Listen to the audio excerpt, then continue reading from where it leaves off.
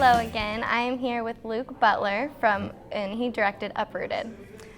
So first, I thought this was so clever and really interesting. Thank you. So how did you come up with the idea? The idea? So I lived in a very bland apartment last year, and I really just wanted to liven up the room. My bedroom was awful, 4 white walls, couldn't stand it. So I bought myself a plant. And I remember being like way too excited about this plant. And just the image of some guy just running across town, cradling a plant. It was me at that time. That was the image. That came to mind, and I just thought that would be kind of a fun way to start a story and learn about a character. So it all started with my bland apartment. Did you start making the characters first, or did you come up with the plot and then make the characters later? I came up with the plot first. It became a story about roommates racing to their new house. But still, like, the plant thing didn't make sense to me. I was like, okay, there has to be some kind of payoff. Why does this matter to him? And so the more I thought about it, the more I realized that it was just, like, about this particular person's journey across town and just emotionally where he's at in life. Yeah. And as I said before, it was really clever and interesting, and the shots were really clear. So what kind of equipment did you use to shoot this? I worked down the hall here, Okay. and we have a few nice toys that we were able to use. So we shot on the Canon C100 Mark II. My director of photography, Anthony Campagna, super talented guy, did a great job with it. And that camera, I think, really just, it was the look we were looking for, but then also just, it was so easy to use and helpful on set. So that was a really good experience. How long did it take to shoot all of it? It was about 6 or 7 weeks, mostly on weekends, and it's 26 scenes, so it was kind of the most insane thing for a while working on that. Trying to organize everyone between classes and work and whatnot, but we got there. Yeah. Mm-hmm. And then how long did it take to like edit it all together with 26 scenes? That's a lot. Yeah, the editing was actually the smoothest part of the whole process, surprisingly. It was a nice surprise. It took me probably a couple months between the basic cut and then sending it off for color, for audio, for music, and just having all the different pieces come together through those couple of months was really exciting. So Wow, it was a good process. that's a lot. And one of the things I loved was when the little girl like kind of Yeah. got involved. Uh-huh. So how did that come together? Is she someone that's related to you? Or? She's not. No, I hadn't met her before this production. So that was actually Austin Mason who's starring in the film. It was his idea to have a little girl play that role. Before it was just kind of this college student and it wasn't quite clicking. He was like, how about you make it a little girl? And I thought that was genius. Yeah. So we approached the Muncie Civic Theater about this, explained, this is my thesis project, we're looking for this role, is someone available? And my message got forwarded to 64 parents across Muncie. It was insane. Wow. And I was just for a week, 2 weeks maybe, I was getting dozens of pictures of these young actresses coming into my mailbox. And I was like, how do you turn down these children? But she was amazing, and she did such a good job with it. So why did you choose her?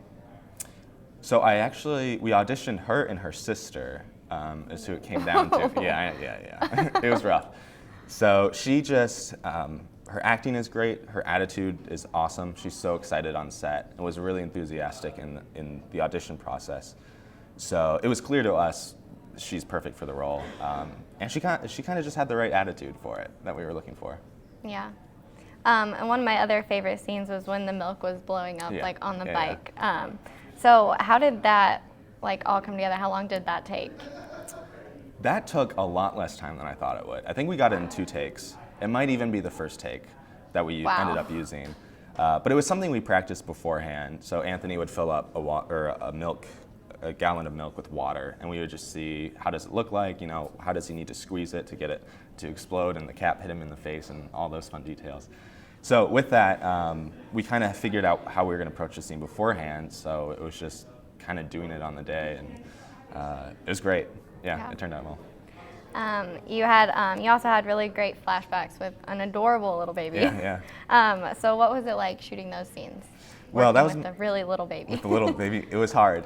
That was actually what we started the production with. That was the first day of shooting, and he's my nephew. That's my sister, who is his mother, and he's the best, and kind of doesn't have as most children do, he doesn't have the best attention span. So it was a lot of like me standing off screen or my sister standing off screen, like, hey Kai, walk over here. Can you come here, buddy? And then he'd bumble off with the plant. We're like, perfect. That's what we needed for the shot. Actually, there's a take in it where it's not looking at his face, but it's behind him looking at my sister when he's being picked up. And in that shot, he was just bawling. He was sobbing. He was so over it. He didn't know what we were doing. He was so confused. We're like, all right, well, at least we got what we needed from that shot. Yeah. And didn't use the audio, of course. And then later, there's a hospital scene. Yes. And you were in Cooper. How did that go? That was really helpful. I had friends who had shot in Cooper before, so I knew it was an opportunity there. And I contacted them, and they actually have this entire form you can fill out just for students filming in there. Oh, So wow. they were very professional, very well equipped. They asked, like specifically what items in this room do you need? So they helped us dress the set. We kind of like scratched up their ceiling a little bit with some lighting stuff, and I was like, oh, I'm so sorry, can we replace that for you? They said, no, we have backup ceiling tiles. So I definitely recommend students, if they need a hospital scene or something like that, go to Cooper. Don't take advantage of them and destroy their room like we might have. But they were very helpful. That's awesome. And earlier you were talking about that the whole thing kind of started with racing to get the best room. Yeah. So who do you think got the best room in the end? Well, if you pay attention, it was Tom he was closing in there when they were running up the stairs. So I would assume he got it just because of his location to the room. I also would like to think that his roommates were decent people and kind of helped him out a little bit there. Yeah. Well, it was great, and Thank you so I much. loved it. So thank you for being here. Of course, Luke yeah. Butler, guys.